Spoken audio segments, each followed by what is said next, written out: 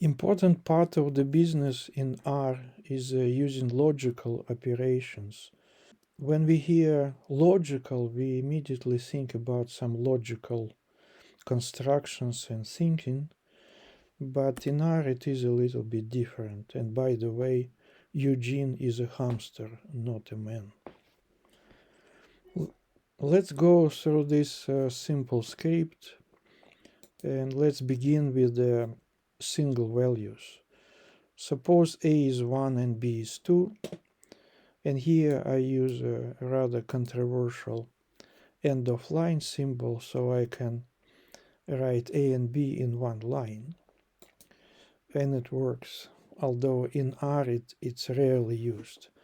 And then I can say, I can make a statement, A is equal to B, so double equal is a logical equal, which will respond false, and then I can say is not equal, so the exclamation and equal is not equal.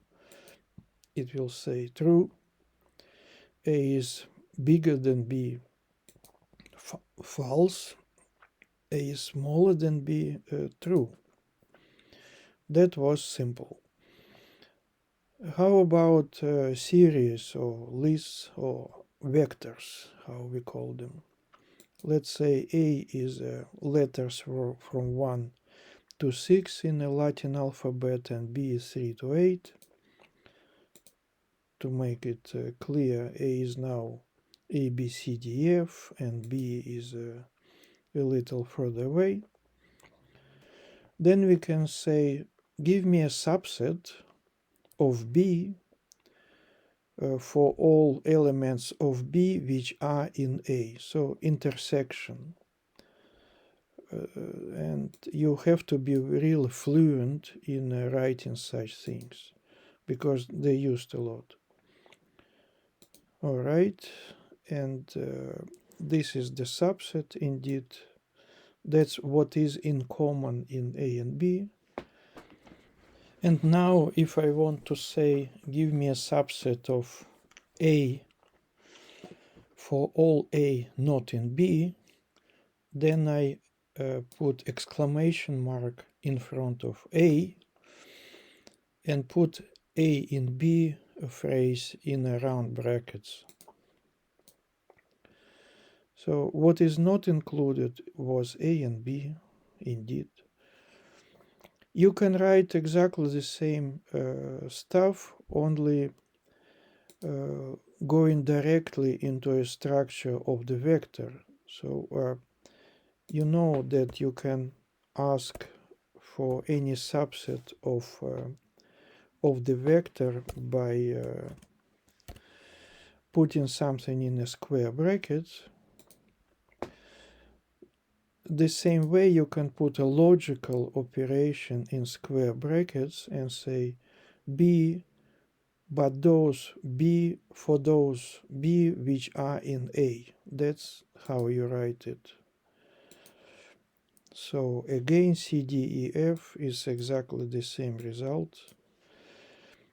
And this line and this line should give the same result. And it does. A and B, A and B. So let's make it a little bit more complicated and unpredictable.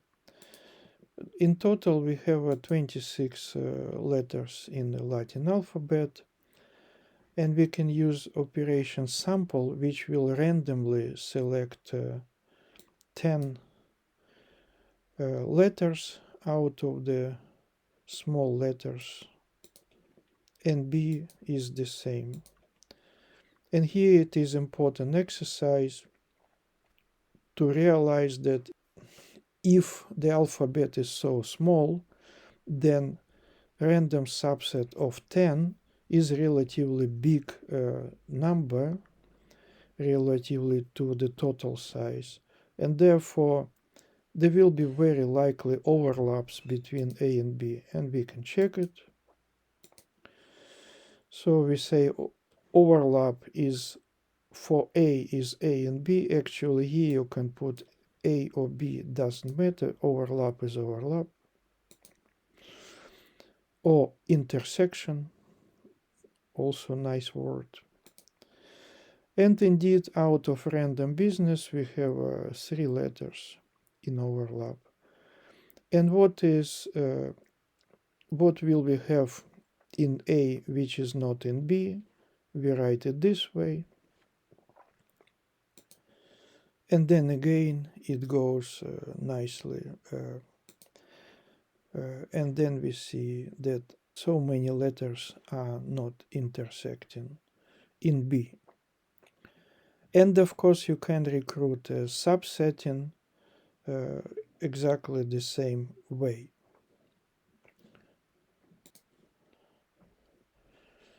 For instance, for this expression, I can write this expression using subset, and it will give the same result.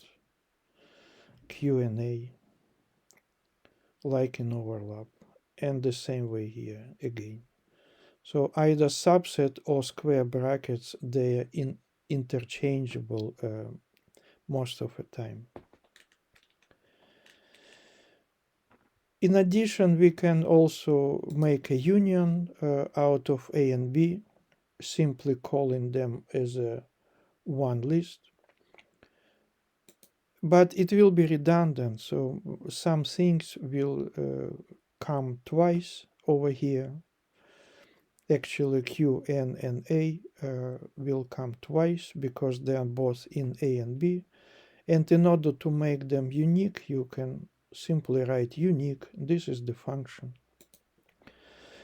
And in order to find what is duplicated in A and B, we know already. There is another function, duplicated, which doesn't mean that it is a 2 times, it is a more than 1 time. And then again we ask for dup. Initially it gives you a long series of false and true, but if we say dup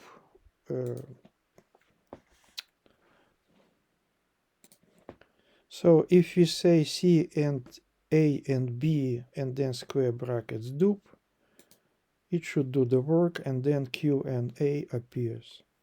And if we want to count all of them, which again it's not exactly logical but confirms the idea, then it says that A, N, and Q are twice and the rest are 1 time. And we can also use this logical dup, which we calculated, to print out only duplicated as above, and only unique just by adding simple not dup. And then it goes like this. Now we can repeat the same exercise with the table. Suppose we have a data frame composed of A, B, and then we also add values from 1 to the total length of A. So this is our data frame. And then we can say subset of the data frame for lines where B is in A.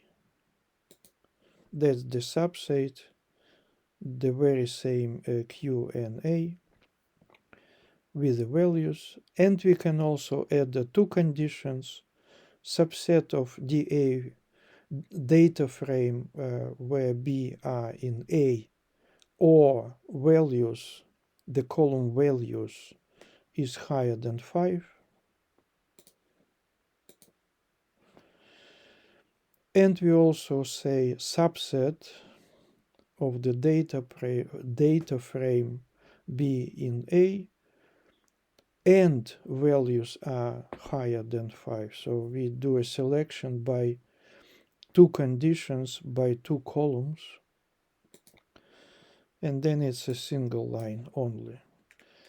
And like what we did above, we can also avoid function subset but go directly into the square brackets, subsetting it directly. In this case, do not forget comma at the end because you're subsetting 2D variables in a data table, and so you do a subset by rows. Otherwise, this comma will travel to here if you do subsetting by columns. And with the same logic, you write that df column B values are in df column A, like this. Or you can reduce it to a single column. So here it is a table, but you can reduce it to the single column, dfb column only, and the expression in the brackets is exactly the same, only output is now in a single line. That's more or less the exercise in which you have to be fluent.